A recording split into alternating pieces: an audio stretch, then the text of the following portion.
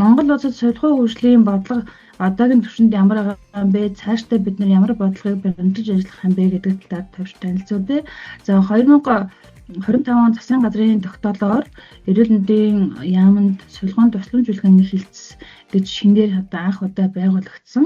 За энэхүү хилцс маань солихуйн тусламж үйлчилгээний хөгжлийн бодлого болоод одоо хууль тогтоомж эрх зүйн орчныг боловсронгуй болгох за хэрэгжилтийг одоо нэгдсэн бодлогоор хангах зорилгын хүрээнд байгуулагдсан байгаа. 3 хүний одоо бүтэц 10 тодгоор ингээд батлагдсан. За тэгээд 8 сараас одоо үйл ажиллагаагаа явуулж эхлээд байж байгаамаа. За эрүүл мэндийн салбарын хүний нөөцийн хувьд болохоор одоогийн 24 оны статистик том мэдээллээр нийт одоо 69702 эмч эмнэлгийн ажилчид байна гэж одоо эрүүл мэндийн хөгжлийн төвөөс судалгаа гарсан. За түүний 15152 нь сувилагч. За мэдээж манай солихуйн тусламж үйлчилгээний хилцэст сувилагчаас гадна их баригч, за туслах сувилагч, техникч, хөдөлгөөн засалж, хил засалж маш олон төрлийн мэргэжлийн одоо хүмүүс хамрагддаг. Тэгээд ингээд бүхэлдээ аваад үзэхээр 69702 одоо эмч эмнэлгийн ажилтнын 50-аас 52%-ийг манай солихуйн хилцс эзэлж байгаамаа. За тэгээд эмч солигчийн харьцааны хувьд бол манай Монгол улсад бол эмч солигч нэгийг харьцах нь 1 буюу нэгийг харьцах нь 0.9 гэсэн харьцаатайгаар одоогоор бол үйл ажиллагаа явуулж байна. Эндээс харахад бас олон улсны түвшинтэй харьцуулахад хүний нөөцийн дутагдал байна гэж бид бүгд бас дүгнж ажиллаж байгаа. За хилцс маань байгууллагаас хойш ямар бодлогын баримт бичиг болоод үйл ажиллагааг хийгээд эхлүүлж байна вэ гэхээр бас товч та бүхэндээ мэдээлгэж бодсон. За нэгдэнд бид нэр солихуйн төгөөмлөлтийн стандарт MNS 4621/2008 гэсэн стандартыг одоо шинжилэн боловсруулалтыг хийгээд явж байгаа. Энэ маань одоо 2008 оноос хойш бол огт шинжлэгдээгүй. Тийм учраас одоо тусламж үйлчилгээний төрөл болоод одоо нэмэгдэж байгаатай холбоотойгоор шинжлэгч зайлшгүй шаардлагууд бид тулгарсан учраас энэ стандартаар шинжилэн боловсруулалт маань хийгдэж явагдаж байна. За дараад нь бид нэр эрүүл мэндийн сайдын тушаалаар солихуйн тусламж үйлчилгээний чанар аюулгүй байдлыг сайжруулах, ажлын хэсгийн төлөвлөгөө боловсруулах, ажлын хэсгийг одоо томилж бас одоо энэ төлөвлөгөөгөө боловсруулад ажилласан байна. За дараагийн дугаард бол бид нэр их барихыг хөгжүүлэх, за их баригчийн одоо арга хэмжээний төлөвлөгөөгээд бас 3 жилийн стратеги төлөвлөгөөг одоо нэгдсэн арга зүгээр ингээ хангаад ажиллаж байна. За мөн энэ жил буюу 2026 онд эрүүл мэндийн сайдаа 116 гэдэг тоо тушаалаар бидний мэргэжлийн салбар зөвлөлөө аль биесээр шинжилэн баталсан байгаа. За эндээ солихуйн салбар зөвлөлийн мэргэжлийг бол энэ текстээр одоо 11 гишүүнийг оруулж батлуулсан бол их барихуйн салбар зөвлөлд анх удаа 3 их баригчийн төлөөллийг бас орж батлуулсан. Ингэснээрээ бас их баригчийн төлөөлөл мандал бас оролцоог бас нэмэгдүүлж байна гэж үзэж байгаа. За дараагийн дугаарт нь бидний солихуйн одоо бие даасан байдлыг бэхжүүлэхийн тулд олон улсын жижиг нэгдсэн солихуйн одоо загвар түүхийг бас боловсруулъя. Одоо тусламж үйлчилгээний төрөл нэгдсэнтэй холбоотойгоор суулгааны одоо оншуудтай нэмэх шаардлага бол бас гарч байгаа. Тэгэхээр 497 тоо тушаалаа бас шинжлэх болсон. Тэгээ үүнтэй холбоотойгоор бас ажлын хэсэг гараад ажиллаж байна. Нөхцөл байдлын түн шинжилгээ хийгээд ажиллаж. За дараа нь бид нэр хуучин эрүүл мэндийн сайдын 611 тоо тушаал гэж анхан шатны маяг тогтолт одоо тушаал байсан. За тэр маань одоо шинжлэгд 26 он шинжлэгдээд 123 дугаар тушаал болж одоо шинжилсэн. За үүндээ бид нэр их баригчийн одоо хяналтын хуудас гэж огт байдаггүй байсан. Тэгэхээр төрсний өмнөх болон төрсний дараах их баригчийн хяналтын хуудсыг шинээр боловсруулсан. За мөн солихуйн 100 онш за суулгааны тэмдэглэл бичих загвар шинээр ингээд одоо хуудсанд батлуулж өгсөн байгаа. За бид бүгдийн бас нэг шинээр нэвтрүүлж хийх гэж байгаа ажил бол энэ солихуйнд суурилсан асгааны багийн ажиллах журмыг боловсруулж байгаа. Дараагийн слайдн дээр дэлгэрэнгүй танилцуулна. За мөн хамгийн сүүлийн том төсөл болохоор эрүүл эмнэлгийн тусламжийн үйлчилгээний хуулийг одоо шинжилсэн найруулгаар төсөл бас дээр ажлын хэсэгт ороод бас ажиллаж байна. За ерөнхий Хилцэн маань байгуулснаас хойш ерөнхий үйл ажиллагааны тоймыг төвч танилцуулахад бид хамгийн түрүүнд бол совилогч мэргэжлүүдийн дуу хоолойг сонсох, тэднийтэй санал хүсэлтийг мөн тулгамжийн асуудлыг шийдвэрлэх ажлын хүрээнд эрүүл мэндийн яамны харьяа болоод амарч газрын нийт 16 байгууллагын 700 гаруй совилогч мэргэжлэнтэй уулзалт хийсэн. Энэхүү уулзалтаар бол тулгамжийн асуудал болоод тухайн байгууллага мөн эрүүл мэндийн яам болоод бодлогын түвшинд шийдвэрлэх түвшний ажлуудыг бас дүгнэж ажилласан байгаа. Дараа нь бид нар энэ их хэрэгчийн хөгжүүлэх арга хэмжээний төлөвлөгөөний хүрээнд их хэрэгчийн бие даасан байдлыг бас сайжруулах хүртээмжийг нэмэгдүүлэх талаар 5 амарч газрын удирдах ажилтнууд болоод мэргэжлийн салбар зөвлөл их хурлын тэнхимүүдтэй хамтарсан бас үндэсний бас ийм хилцүүлэг зохион байгуулсан. Зүйлд нь бид нар энэ түрүүний дурдсан 123 тоо тушаал болж шинжлэгдсэн энэ анхан шатны маяг тогтолтон дээр сувилгааны тэмдэглэл болоод их хэрэгчийн хяналтын хуудсуудыг шинээр боловсруулж батлуулсан байгаа. Мөн бодлогын түвшинд хийсэн бол эрүүл мэндийн салбарын хөгжүүл сувилагчийн манлайл 2025 гэсэн үндэсний сувилгын удирдах ажилтны зөвлөгөөнийг зохион байгуулсан. Зөвлөгөөнийг бол 2 үе шаттай зохион байгуулахад манай Америкийн сувилгын нийгмийн удирдах зөвлөлийн гишүүн их жаргал маань бас бид бүхэнд онлайнаар холбогдож бас олон улсын туршлагаас хуваалцж байсан. Гадаад харилцаа болоод хамтын ажиллагааны хүрээнд бид Америкийн Rutgers их сургуультай хамтарч ажиллахаар төгслийн дарах сургалтын дээр хамтарч ажиллахаар санал шүт гарын үсэг зурсан байгаа. JICA олон улсын байгууллагатай бол байнгын олон жилийн хамтын ажиллагаатай явж байгаа. Мөн Америк дахь Монгол Зүйн сувилагчийн нийгэмлэгтэй бас нэлээд олон ажил дээр бас хамтраад бие биендээ туршлагаа судлаатай бие биенээ дэмжиж явах дээр бас хамтын ажиллагаатай явж байгаа. Нэг илрэл нь бас өнөөдрийн энэхүү арга хэмжээнд миний оролцож байгаа хавж болно. Тэгээд эрүүл мэндийн салбарын хүний нөөцийн чиг хандлага олон улсын баг хурамд бас бид нэр сувилагч бэлтгэх сургалтын тогтолцооны тулгымцсан асуудал боломж шинжил гэсэн сэдвээр бол панел хэлцүүлгийг бас хийсэн. Бид бүгд сувилагч мэргэжлийг яаж хүний нөөцийг бүрдүүлэх вэ, яаж бэлтгэх вэ гэдэг дээр улсын бодлого бас нэлээд төвлөрч ажиллаж байгаа. Мэдээж гадаад харилцааг бас давхар хөгжүүлж авч байна. Тэгэд мөн Турк улсын дэлхийн эмчилгээний 11 дахь удаагийн конгресст бас оролцсон.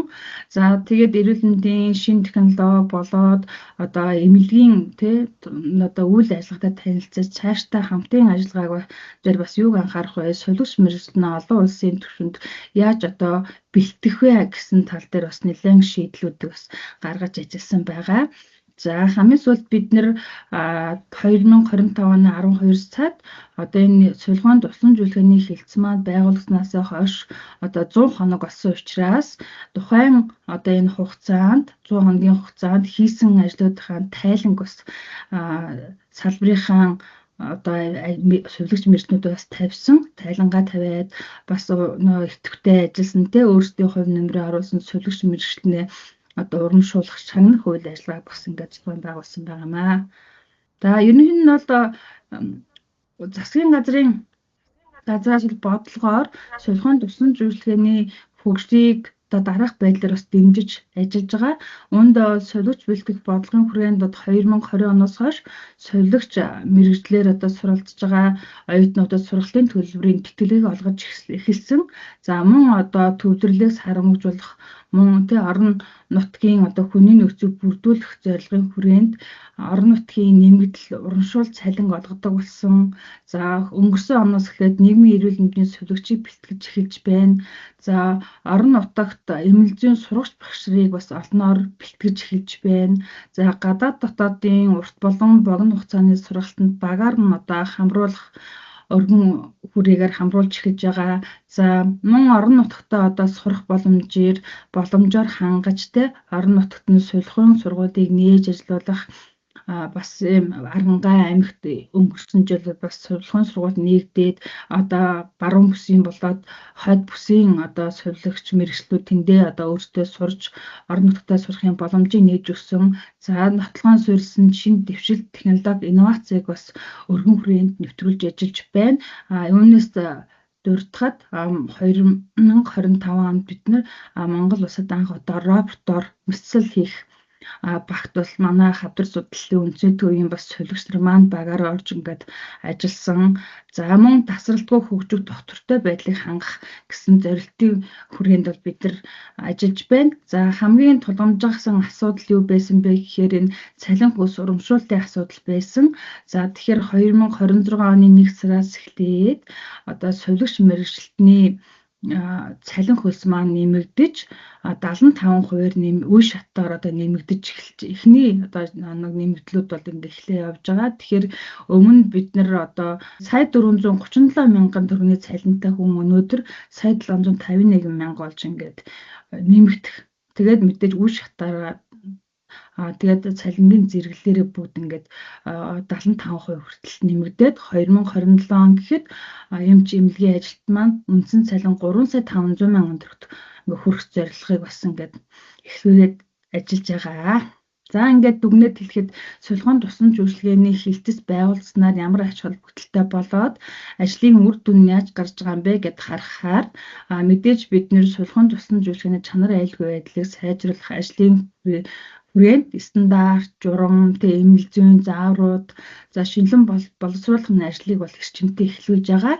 За нөгөөдөөгөр бол бас совилогч мэргэжилтний эрх зүй орчин сайжруулах, за мөн хөгжихтэй одоо суралцах боломжийг нээх, өөрсдийн мэдлэг ур чадварыг одоо урамшуулах, үнэлэх, за мэргэжлийн сурталчлах гэдэг тал дээр бол нэлээд одоо агцтай бас ажиллаж байгаа.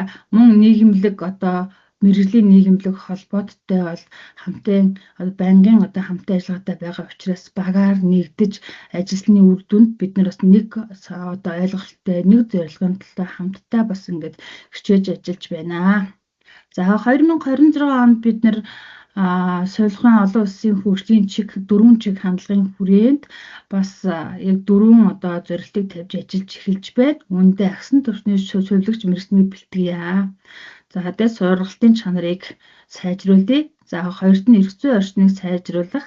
За энэ дөр одоо эмнэлгийн тусламжийн тухай хууль болоод бусад хууль тушаалуудад одоо санал заалтуудыг оруулахтай совилогч мэргэжлийн эрх зүй орчныг сайжруулах тал дээр одоо за мөн 2027 оныг засгийн газраас эрүүл мэндийг дэмжигчл болгон зарласантай холбоотойгоор бас совилогч их хэрэгчийн одоо тухай тусдаа ямах бие даасан хуультай болох гэсэн саналуудыг бас тусгаад ажилдаа нэвтрүүлэг явж байна. За дараагийн дугаар суулгын бие даасан байдалд одоо совилогч манлайллын оролцоог одоо нэмэгдүүлье тий.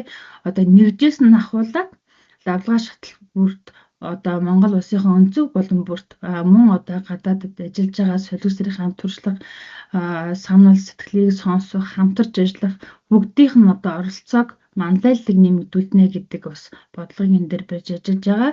За сүүлийн дугаарт нь суулгын тусламж үйлчилгээний хүртээмж чанар аюулгүй байдлыг сайжруулахын тулд бид нэр дараах ажлуудыг бас төлөвлөсөө. За энэ олон улсын суулгын нөгөө загвар төвөгтөлт боловсруулах ажлын хэсгийн товч мэдээлэл байна.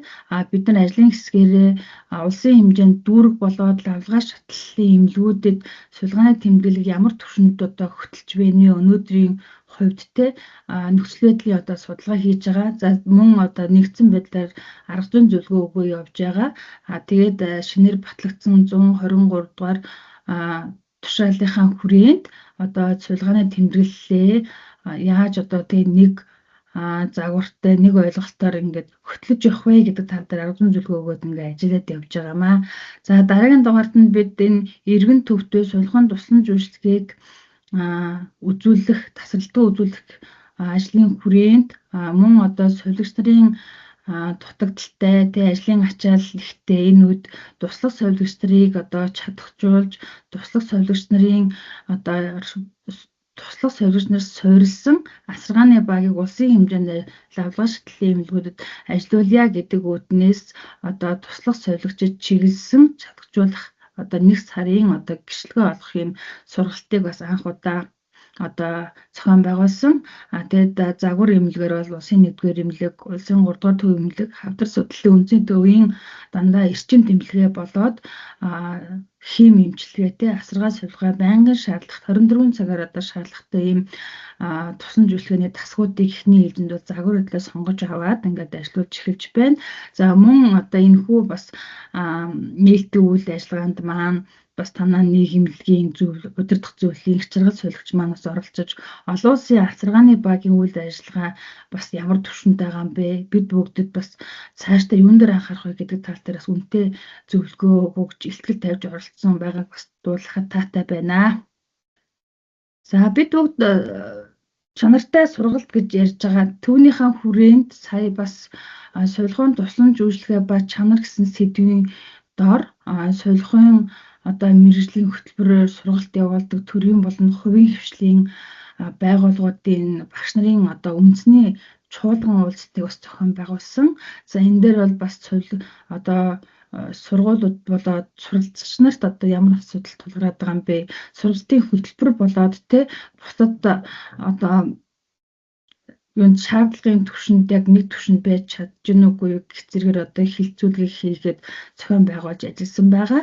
За үүний түвшинд бид үр дүнг одоо зөвлөмжийг нийтгээд мөн цаашдаа бас энэ сулхайн боловсролыг чанаржуулах үүднээс боловсролын яамтай хамтарсан одоо сулхайн боловсрол ба тусан зөвлөгөөний чанар гэсэн сэдвт одоо зохион байгуулахаар одоо Япон улсын Токушима гэх сургуулийн эмнэлгийн төслийн багийнхантаас хамтраад 5 сарын 23-нд зохион байгуулахаар ингээд бэлтгэл ажлыг хийгээ явж байна. За маргааш буюу 5 сар 4-нд олон улсын их баригчийн эрхийг хамгаалах өдрийн хүрээнд их хүүхэд нөхөн өрчгөн эрүүл мэндийн үндэсний зөвлөгөөнийг бас зохион байгуулахаар бэлтгэл ажлыг хангаад ингээд бэлдсэн байна. За одоо удахгүй болох мөн солигчрын баярыг бол сүүлийн одоо жилүүдэд Монгол улсын ерөнхийлөгчийн ивэл дор зохион байгуулдаг бас нэг та бүгд мэдж байгаа. За тэгвэл 2026 солигчсандаа баярлалаа арга хэмжээгээ бас одоо 5 сарын 12-нд үндэснийхээ хэмжээнд одоо зохион байгуулахаар бэлтгэл ажлыг төлөвлөд ажиллаад эхлэе явж байна. За үйл ажиллагааны талаар бол цаашид солихуун одоо төрөлцсөн мэргэжлийн эмнэлзийн заавар журмыг боловсруулах шаардлагууд бол маш их байгаа төрөлцсөн байдлаар. За хоёрт нь бол энэ солихуун салбарын удирдах ажилтан болоод ахлах сувилагчтай дунд шатны менежерүүдийг хөгжүүлэх чиглэлээр улсын хэмжээнд солихуун удирдлага манлайллын үндэсний хөтөлбөрийг одоо боловсруулъя гэдэг шийдвэрийг бас мэргэжлийн салбар зөвлөлтөөгөө хамтраад хийхээр бас нэлээд том ажлыг төлөвлөө явж байгаа. За мөн одоо цаашдын бодлогоор бол солихуун мэргэжлийн нийгэмлэг холбоод одоо хамтын ажиллагаа бэхжүүлнэ гэсэн манай одоо Монголд албан ёсны бүртгэлтэй 18 мэргэжлийн салбар зөвлөх холбоод байна. Үүний одоо яг идэвхтэй үйл ажиллагаа явуулж байгаа нь одоо 4-5 нийгэмлэг холбоот байна. Тэгэхээр цаашдаа бүгд одоо үйл ажиллагаа эрчимжүүлж хамтарч энэ солихуун бие даасан хөгжлийн төлөө нэг зорилготой нэг хөгжлийн төлөө ингээд хамтарч ажиллах хэрэгтэй гэдэг үүднээс одоо хамтын ажиллагааг багийн ажиллагааг хэвтүүлэх тал дээр ингээд ажиллаж байгаа. За тэгээд ерөнхийдөө товч танилцуулахад бол юм байгаа. Тэг өнөөдрийн одоо энэ арга хэмжээг зохион байгуулж байгаа Америк дахь Монгол солигчийн нийгэмлэгийн удирдах зөвлөл болоод бусад бас солигч мэргэжлүүдтэй мэргэжилд нэгт та бүхэндээ ажлын өндөр амжилтыг хүсье. Мөн өнөөдрийн чуулганд бас амжилт хүсье.